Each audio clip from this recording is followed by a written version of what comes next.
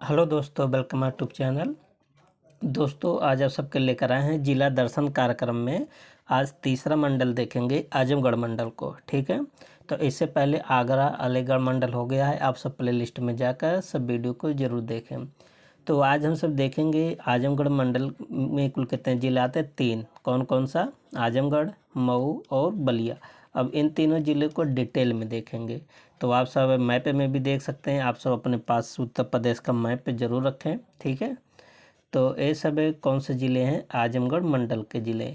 और ऐसा भी आप सबसे क्वेश्चन पूछा गया पेपर में कि मंडल वाइज कि किस मंडल में कौन सा ज़िला आता है। तो ये आप सब याद कर लीजिए, आजमगढ़ मंडल में 3 ज़िले आते हैं। ठीक है, ऐसे तीनों एक ही सीधी रेखा में हैं। तो देख लेते हैं कि आजमगढ़ ज़िले को कौन कौन से ज़िले स्पर्श करते हैं। तो इधर मऊ, गोरखपुर, अंबेडकर नगर, सुल्तानपुर, जौनपुर और गाजीपुर, इतने सारे ज़िले आजमगढ़ को टच करते हैं। ठीक है, अब आजमगढ़ मंडल के बारे में डिटेल में देख लेते हैं। ठीक है, जहाँ से क्वेश्चन बनता है। तो चलते हैं। आजमगढ़ का मुख्यालय कहाँ पर है? आजमगढ़ में ही है। ठीक है, और किस मंडल के अंतर्गत आता है? आजमगढ़ उत्तर प्रदेश के पूर्व में स्थित एक प्रशासनिक संभाग मंडल है। इस मंडल की स्थापना 15 नवंबर 1994 को गोरखपुर मंडल से अलग करके 14वें मंडल के रूप में किया गया। इसका मतलब कि जो आजमगढ़ मंडल है ना, वो किस मंडल के रूप में था? 14वां मंडल। और किससे अलग किया गया था? गोरखपुर से। कब? 1994। ठीक है, इतनी सारी बातें आप सब याद कर लीजिए। आगे क्या है? इसका पूर्व नाम या उपनाम की बात करें तो कैफी आजमी नगर। ठीक, जो कैफी आजमी थे यहीं के थे। प्राचीन काल में कौशल महाजनपद का एक भाग था आजमगढ़। इतिहास की बात करें, इसकी स्थापना 1665 में प्राचीन अवंतिकापुरी, वर्तमान में मोहम्मदपुर स्थित स्थान काफ़ी प्रसिद्ध था। ऐसा माना जाता है कि राजा जनमेजय कौन थे? अर्जुन के पौत्र तथा राजा परीक्षित के पुत्र ने एक बार पृथ्वी के संपूर्ण 100 प्रजाति को समाप्त करने के लिए यज्ञ का आयोजन किया था। ठीक है, आगे क्या है? 18 दिसंबर 1832 को आजमगढ़ एक जिला बना। सर थॉमसन को आजमगढ़ का पहला कलेक्टर नियुक्त किया गया। किसको? थॉमसन, याद कर लीजिए। प्राचीन काल में कौशल महाजनपद का हिस्सा था आजमगढ़। इस जनपद की स्थापना मुगल शासनकाल में राजा विक्रमजीत के पुत्र आजम खान ने किया था। याद कर लीजिए। गौतम राजपूतों के वंशज विक्रमजीत ने मुस्लिम धर्म अपना लिया था। ठीक है, और फुलवारिया नामक प्राचीन ग्राम के स्थान पर आजम खान द्वारा आजमगढ़ की स्थापना की गई। 1915 में भारतीय कंपनी अधिनियम के तहत कलेक्ट्रेट कोर्ट में बार एसोसिएशन की स्थापना किया गया। ठीक है, तो इसमें जो जो इम्पोर्टेंट है, जो जो बता याद कर, ये ज़्यादा इम्पोर्टेंट नहीं है एरिया। ठीक है, ये पूछा जाता है कि किस नदी के किनारे स्थित है, तो आप बताएंगे तमसा नदी। इसके सीमा के निर्धारण की बात करें, इसके आजमगढ़ जैसे मान लेते हैं आजमगढ़, तो आजमगढ़ के पूर्व में क्या है? मऊ है। और इसके पश्चिम में जौनपुर है। और क्या? सुल्तानपुर है। इसके उत्तर में क्या? गोरखपुर है और अंबेडकर नगर है। और दक्षिण में गाजीपुर है। और इसके दक्षिण में जौनपुर भी पड़ जाता है। ठीक है, आगे क्या है? और इसमें ये पूछा जाता है कि शारदा सहायक नहर भी यहीं पर बहती है। और घाघरा नदी पर नहर बना, ये भी तमसा नदी यहीं पर बहती है। तमसा नदी से पूछा जाता है। और झील की बात करें तो बड़ैला ताल झील और आवंतक झील, ये कहाँ पर है? आजमगढ़ में है। ठीक है, यहाँ के उद्योग की बात करें तो काली मिट्टी के बर्तन यहाँ के ज़्यादा प्रचलित हैं। एक जिला एक उत्पाद के अंतर्गत किसको शामिल किया गया है? काली मिट्टी की कलाकृति को। और जीआई टैग किसको मिला है? काली मिट्टी के बर्तन। ठीक है, ये कला मुगल काल की अहम कलाओं में से एक था। मतलब ये कला जो थी मुगलों के समय से चली आ रही है। प्रशासनिक परिचय से क्वेश्चन नहीं पूछा जाएगा आप सबसे, ठीक है। तो आप सब अपने अगर आजमगढ़ से हैं तो अपनी जानकारी के लिए आप सब पढ़ सकते हैं, ठीक है। और देख लेते हैं कि जहाँ जहाँ से क्वेश्चन बनता है, ठीक है। जैसे मेला हो गया। आगे देखिए क्या है इम्पोर्टेंट चीज़, ये इम्पोर्टेंट है बहुत ज़्यादा। हरिहरपुर संगीत महाविद्यालय कहाँ पर है? आजमगढ़ में, ठीक है। और उत्सव और मेला की बात करें, आजमगढ़ उत्सव यहाँ पर मनाया जाता है।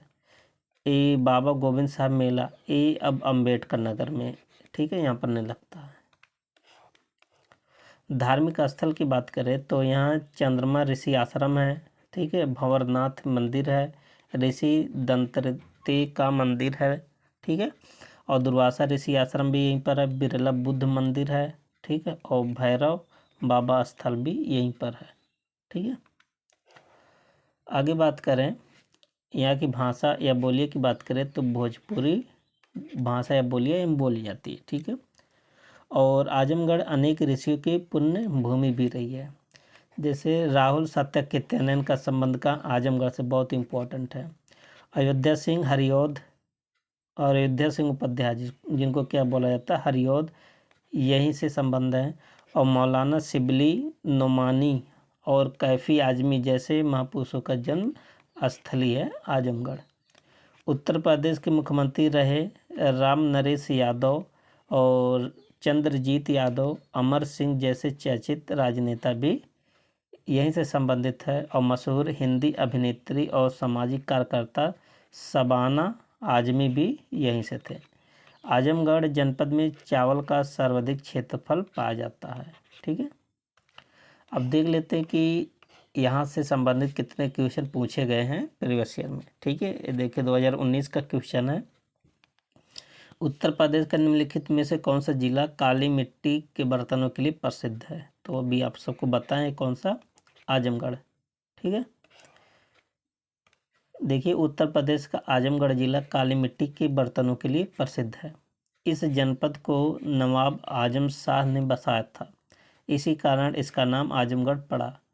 15 नवंबर 1994 को 14वें मंडल के रूप में आजमगढ़ मंडल का सृजन किया गया। आजमगढ़ जिले में 8 तहसील, 22 ब्लॉक, 11 विधानसभा, 2 लोकसभा सीट शामिल है। नेक्स्ट क्या है कि ब्लैक पॉटरी के लिए जियोग्राफिकल इंडिकेशन टैग, मतलब जीआई टैग की बात कर रहा है, ठीक है। कि तो किसको मिला है? निजामाबाद को। ये कहाँ पड़ता है? आजमगढ़ में। निजामाबाद आजमगढ़ कहाँ पड़ता है? उत्तर प्रदेश में। को वर्ष 2015 में काली मिट्टी के बर्तनों अथवा ब्लैक पॉटरी के लिए जीआई टैग पंजीकृत किया गया था। खुर्जा पॉटरी को हैंडीक्राफ्ट के रूप में भौगोलिक मतलब जीआई टैग दिया गया है, ठीक है। और जीआई टैग कितने वर्ष के लिए दिया जाता है? 10 वर्ष के लिए। नेक्स्ट देखते हैं आप आजमगढ़ मंडल का दूसरा जिला है कौन सा? बलिया। 3 जिले थे, आजमगढ़ था, मऊ था और बलिया, ठीक है। तो अब अगला जिला कौन सा? बलिया जिला है। तो बलिया जिला से देख लेते हैं कि कौन कौन सा सीमा बनाता है। इधर बिहार, गाजीपुर, मऊ और देवरिया, इतने सारे ज़िले टच करते हैं बलिया ज़िले को। अब डिटेल में देखते हैं बलिया ज़िले के बारे में, ठीक है। तो बलिया ज़िले का मुख्यालय कहाँ पर है? बलिया नगर में, ठीक है। और किस मंडल का ये ज़िला है? आजमगढ़। इसका पूर्व नाम या उपनाम की बात करें तो इसको बागी बलिया के नाम से जाना जाता है, ठीक है। ये पूछा जाता है कि बागी बलिया किसे कहते हैं। अगर इतिहास की बात करें तो 1 नवंबर 1879 में गाजीपुर जनपद से अलग करके महर्षि वाल्मीकि की जन्म स्थली के कारण यह क्षेत्र बलिया कहलाया। यहीं पर चिंतु पांडे के द्वारा समांतर सरकार का गठन किया गया। बहुत इंपॉर्टेंट है लाइन। और मंगल पांडे की जन्मस्थली नगवा गांव ग्राम बलिया में हुई, तो यहीं पर मंगल पांडे संबंधित है। मान्यता है कि ब्रह्मा जी के आदेश पर उनके पुत्र ऋषि भृगु इस भूभाग पर आए और डॉक्टर अंबेडकर के अनुसार जब सिद्धार्थ निर्वाण की खोज में निकले तो वह महर्षि भृगु के आश्रम में गए और वहाँ पर योग, ज्ञान, यज्ञ, पूजा, कर्मकांड का अभ्यास करना सीखा था। भृगु के पुत्र शुक्राचार्य ने राजा बलि का त्रिलोक विजय यज्ञ यहीं से आरंभ किया। ठीक है, आगे क्या है कि रामायण काल में विश्वामित्र जी के साथ राम लक्ष्मण जी इस भूभाग पर भी आए थे और वाल्मीकि रामायण के बालकांड के 23वें अध्याय में इसका उल्लेख है। माता सीता द्वारा तमसा नदी के तट पर वाल्मीकि रचित ऋषि के आश्रम में निवास करने और लव कुश के जन्म, लव कुश द्वारा अयोध्या की सेना से युद्ध का साक्ष्य यहीं से मिलता है। गुरु पूर्णिमा पर पूजनीय वेद व्यास जी ने, अभी देखिए गुरु पूर्णिमा भी गया ना, जन्मभूमि होने का भी गौरव इसी भूमि को प्राप्त है। तो आप सब देख सकते हैं बलिया कितना इम्पोर्टेंट है। ठीक है, इसी को तो वीरों की भूमि बोला जाता है। पुष्यमित्र शुंग के शासनकाल के पतन के पश्चात ये कौशल राज्य के अधीन था। मुस्लिम आक्रांताओं में सबसे पहले 1194 में कुतुबुद्दीन ऐबक बलिया जिले की सरहद कुतुबगंज घाट पर आया था और 29 दिसंबर 1764 को इस जिले के भूभाग पर ईस्ट इंडिया कंपनी का अधिकार हो गया था। 5 मई 1529 को बलिया जिले की खरीद घाघरा नदी के किनारे बाबर और महमूद लोदी के मध्य युद्ध हुआ था, जिसमें बाबर विजयी हुआ। नवंबर 1879 में ब्रिटिश साम्राज्य के शासकों ने बलिया जिले की स्थापना किया। ठीक है, तो बहुत इम्पोर्टेंट है। क्षेत्रफल आप सबसे पूछा नहीं जाएगा, इसकी अवस्थिति ये पूछा जाएगा कि गंगा घाघरा नदी के मध्य स्थित है। ठीक है, तो ये जो सीमा निर्धारण की बात आती है ये भी पूछा जाता है। इसके पूर्व में बिहार है। ठीक है, और आप जानते हैं बलिया उत्तर प्रदेश का सबसे पूर्वी जिला भी है। ठीक है, और इसके पश्चिम में मऊ है, उत्तर में देवरिया और बिहार है, और दक्षिण में गाजीपुर और बिहार है। ठीक है, आगे नदियाँ की बात करें कि गंगा नदी घाघरा और टोंस नदी के किनारे स्थित है। झील की बात करें ये भी पूछा जाता है। पशुहारी ताल, सुहेल ताल ये पूछा जाता है। ठीक है, सुराह ताल और बरनाल ताल और भुइया मझौली ताल, घोसा ताल, तुलसी ताल, गाढ़ा ताल, हरदिया ताल, देवलास ताल और कपौड़ा ताल, पूर्णा ताल और सीवान कला ताल, ये सब कहाँ है? बलिया में है। ठीक, उद्योग की बात करें कि टिकुली, सिंघौरा और हथकरघा मिट्टी के बर्तन यहाँ सब होता है। अभ्यारण्य की बात करें तो सुरहा ताल जयप्रकाश नारायण के नाम पर अभी हो गया। ठीक है, पश्चिम बिहार, इसकी स्थापना कब हुआ था? 1991 में। एक पर्यटन स्थल है, बहुत बार पूछा जाता है, जेपी नारायण वाला। ठीक है, ओडी-ओपी में किसको शामिल किया बलिया से? तो बिंदी, जिसको टिकुली बोलते हैं, जो औरतें लगाती हैं, और जीआई टैग भी इसी को मिला है। ठीक है, ये इम्पोर्टेंट बहुत ज़्यादा है।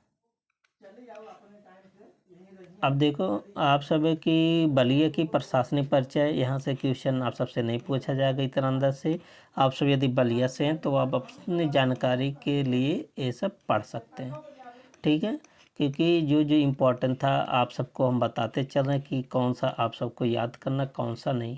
ठीक है, आगे देखिए कि जननायक चंद्रशेखर राज्य विश्वविद्यालय ये कहाँ? बलिया में। ये याद कर ले, इम्पोर्टेंट है, 2016 में स्थापित हुआ। प्रधानमंत्री श्री केंद्रीय विश्वविद्यालय बलिया में भी है। ठीक है, और उत्सव मेले की बात करें, ददरी पशु मेला, ये बहुत इम्पोर्टेंट है। कहाँ लगता? बलिया में। देश का दूसरा सबसे बड़ा पशु मेला यही है। ठीक है, ददरी मेला। यह मेला 2 चरणों में आयोजित किया जाता है। इस मेले को महर्षि भृगु के शिष्य दरदर मुनि के सम्मान में आयोजित किया जाता है। और धार्मिक स्थल की बात करें बलिया से, ठीक है, जो जो इम्पोर्टेंट है तो यहाँ देखिए सुरहा ताल इम्पोर्टेंट है। ठीक है, और भृगु आश्रम भी यहीं पर है, और मुनि आश्रम, शहीद स्मारक और बालेश्वर शिव मंदिर, इस सबको आप सब याद कर लेना है। ठीक है, और बैरिया शहीद स्मारक भी यहीं पर है। ठीक, और कपिलेश्वरी, जंगली बाबा का मंदिर, ठीक है। इतना सारा चीज़ आप सब याद कर ले। जयप्रकाश नगर यहीं पर है। बोली की बात करें तो भोजपुरी के अंतर्गत आता है, ठीक है। यहीं पर 1 मई 2016 को प्रधानमंत्री द्वारा प्रधानमंत्री उज्ज्वला योजना के प्रथम चरण की शुरुआत किया था, ठीक है। और गोंड खरवार जनजाति यहाँ भी पाई जाती है। और महर्षि वाल्मीकि जी का जन्म स्थल किसको माना जाता है? बलिया को। बहुत इम्पोर्टेंट है। और किसको? मंगल पांडे, चिंतु पांडे, ठीक है। ये सब कहाँ से संबंधित है? बलिया से, जो कई बार क्वेश्चन पूछा जाता है। चंद्रशेखर जो कि भारत के प्रधानमंत्री भी थे, ये भी कहाँ? बलिया से। जनेश्वर मिश्र, जयप्रकाश नारायण, हजारी प्रसाद द्विवेदी, केदारनाथ सिंह, ये सब कहाँ से संबंधित हैं? बलिया से, ठीक है। और घाघरा नदी का संगम गंगा में सिताब दियारा नामक स्थान पर होता है, ये इम्पोर्टेंट है। तो घाघरा नदी गंगा में कहाँ पर मिलता है? सिताब दियारा में। अब देखिए बलिया से क्या क्या क्वेश्चन पूछा गया है कि निम्नलिखित में से शेर ए बलिया के नाम से किसे जाना जाता? तो आप बताएंगे चिंतु पांडे को। 2019 में आया लोअर में। चिंतु पांडे भारत के स्वतंत्रता संग्राम सेनानी थे। उन्हें शेर ए बलिया के नाम से जाना जाता है। उन्होंने 1942 में बलिया में भारत छोड़ो आंदोलन के दौरान समांतर सरकार का गठन किया था, ठीक है। कब? 19 अगस्त 1942 को बलिया में स्थापित अस्थायी सरकार का नेतृत्व किया था। ये 19 अगस्त याद कर लीजिए, ठीक है। और देखिए दूसरा क्वेश्चन क्या है बलिया से कि सुरहताल एक झील है, कहाँ का? अच्छा, सुरहताल कौन सा झील है? तो आप बताएंगे चाप झील है, ठीक है। तो बी ऑप्शन होगा। सुरहताल भारत के उत्तर प्रदेश राज्य के बलिया जिले में स्थित एक प्राकृतिक गोखुर झील है, ठीक है। इसी को क्या बोलते हैं? चाप झील, जो गंगा नदी द्वारा निर्मित है। इसका क्षेत्रफल की बात करें 34.32 किलोमीटर स्क्वायर है और यह जिले के मुख्यालय बलिया से 17 किलोमीटर दूर है। 1991 में इसे सुरहताल पक्षी बिहार के नाम से एक पक्षी अभयारण्य घोषित किया गया। ये भी इम्पोर्टेंट है, पूछा जाता है।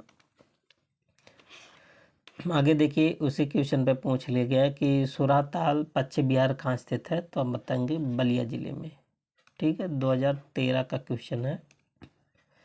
देखिए सुरहताल पश्चिम बिहार उत्तर प्रदेश के बलिया जिले में स्थित है। सुरहताल या सुरहा गंगा और सरयू के दोआब में स्थित एक गोखुर झील है, ठीक है, जो गंगा नदी द्वारा निर्मित है।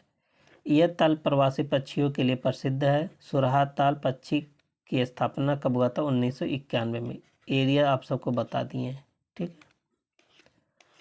और बात करें देखिए उत्तर प्रदेश का कौन सा जिला उत्तर प्रदेश और बिहार की सीमा पर स्थित है? तो आप बताएंगे बलिया। और उत्तर प्रदेश का सबसे पूर्वी जिला भी कौन सा है? बलिया जिला है। उत्तर प्रदेश का बलिया जिला बिहार की सीमा पर स्थित है और उत्तर प्रदेश की सीमा देश के 8 राज्य और एक केंद्र शासित प्रदेश के साथ लगाती है, ठीक है, जो निम्न है। कौन कौन से हैं? राजस्थान के साथ, मध्य प्रदेश, छत्तीसगढ़, झारखंड, बिहार, उत्तराखंड, हिमाचल प्रदेश, हरियाणा और एक केंद्र शासित प्रदेश कौन सा? दिल्ली। जिसमें बिहार राज्य की सीमा उत्तर प्रदेश के कितना जिला लगाता? 7। मतलब उत्तर प्रदेश के 7 जिले बिहार को स्पर्श करती हैं। और 7 जिले कौन कौन सा है? सोनभद्र, चंदौली, गाजीपुर, बलिया, देवरिया, कुशीनगर और महाराजगंज। ये सब जिले किसको स्पर्श करती हैं? बिहार को। उत्तर प्रदेश का सबसे पूर्वी जिला कौन सा? बलिया। और सबसे पश्चिमी जिला कौन सा? शामली, ठीक है। और सबसे उत्तरी जिला कौन सा है? सहारनपुर। और सबसे दक्षिणी जिला कौन सा है? सोनभद्र। उत्तर प्रदेश का सबसे पूर्वी शहर कौन सा? तो बलिया जिला है, ठीक है। देखिए कई बार क्वेश्चन आया है। अब देखिए आजमगढ़ मंडल के आखिरी जिला कौन सा है? मऊ जिला, ठीक है। और मऊ जिले के बारे में देखेंगे तो मऊ जिला को कौन कौन सा टच करता है? देवरिया, गोरखपुर, आजमगढ़, गाजीपुर और बलिया। इतने सारे ज़िले किसको टच करते हैं? मऊ ज़िले को, ठीक है। अब मऊ ज़िले के बारे में देख लेते हैं इम्पोर्टेंट जितने भी क्वेश्चन बनते हैं। तो सबसे पहले इसकी स्थिति की बात करें तो इसका मुख्यालय कहाँ पर है? मऊ में है। किस मंडल का जिला है? आजमगढ़ मंडल। इसका पूर्व नाम क्या है? मऊ नाथ भंजन और ताना बाना की नगरी। इम्पॉर्टेंट है, पूछा जाता है कि ताना बाना की नगरी किसको कहा जाता है, तो अब बताएंगे मऊ जिले को। इसकी स्थापना की बात करें, मऊ आजमगढ़ मंडल का हिस्सा है। इसे नवंबर 1988 को आजमगढ़ से अलग करके नए जिले के रूप में बनाया गया था। रामायण एवं महाभारत काल में भी मऊ भंजन का जिक्र मिलता है। कहा जाता है कि त्रेता युग में महाराज दशरथ के शासनकाल में इस स्थान पर ऋषियों की तपोभूमि थी। मऊ शहर, जिसको मऊनाथ भंजन बोला जाता है, की स्थापना मुगल शासन के दौरान 1629 में शाहजहां की पुत्री जहां आरा ने की थी। ये इम्पोर्टेंट है। तो मऊ की स्थापना किसने किया था? शाहजहां की पुत्री जहां आरा ने। यहाँ बाबा सरयू दास का अनाथ आश्रम है। मऊ का ज्ञात अभिलेख इतिहास लगभग 1500 वर्ष पुराना है। ठीक है। और बात करें कि 11वीं सदी में मऊ के क्षेत्रों में नटों का शासन था। मऊ के आसपास का क्षेत्र घने जंगलों से घिरा था। यहाँ पर जंगली व आदिवासी जातियाँ निवास करती थी। ठीक है। और इसकी अवस्था की बात करें तो ये भी तमसा, ये कह सकते हैं टोंस नदी के तट पर स्थित है।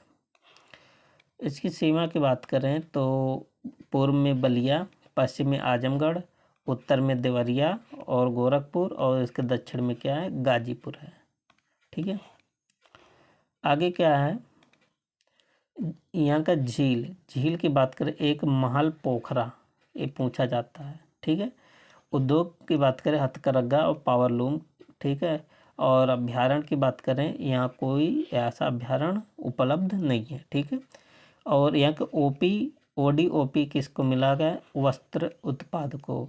और GI टैग किसको मिला है? मऊ की साड़ी को GI टैग मिला है। ये दोनों तो इम्पोर्टेंट है, याद होनी चाहिए। प्रशासनिक की बात करें तो इतना ज़्यादा इम्पोर्टेंट नहीं है। ठीक है।